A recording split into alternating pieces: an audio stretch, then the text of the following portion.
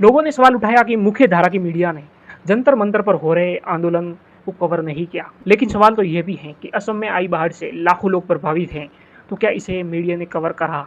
Answer है बिल्कुल नहीं। असम के शिवसागर जिले के कई गांव जलमग्न हो गए हैं बाढ़ के कारण। सोमवार के दिन बाढ़ से 3 लाख से अधिक लोग प्रभावित थे। वही आंकड़ा मंगलवार को 5 लाख से अधिक पहुंच गया।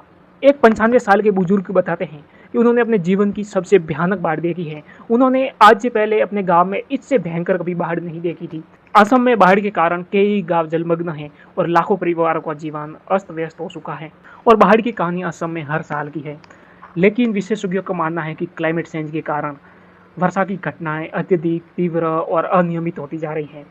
तो मतलब कहने का मतलब यह है कि जो बाढ़ की घटनाएं बढ़ रही हैं, उसके पीछे एक मेन कारण क्लाइमेट चेंज है।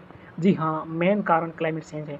ऐसा तो नहीं कह सकते कि बाढ़ के पीछे केवल एकमात्र कारण क्लाइमेट चेंज है, लेकिन बहुत बड़ा कारण क्लाइमेट चेंज है।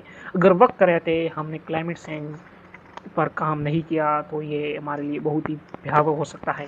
देखिए, बात तो सच्चाई तो ये है कि अब हम क्लाइमेट चेंज को नहीं रोक सकते।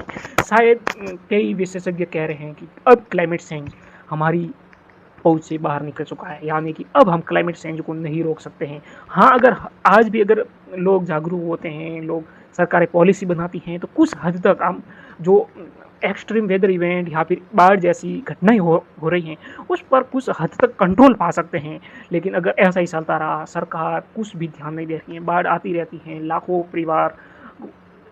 परिवारों का जीवन अस्त व्यस्त होता रहता है, लेकिन न तो सरकार इस पर बाढ़ को रोकने की कोई सही ढंग से पॉलिसी बनाती है, न क्लाइमेट चेंज पर बोलती ही है।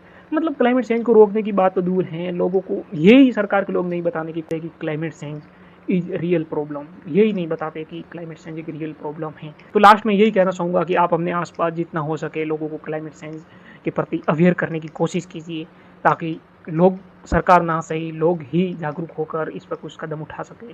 जय हिंद।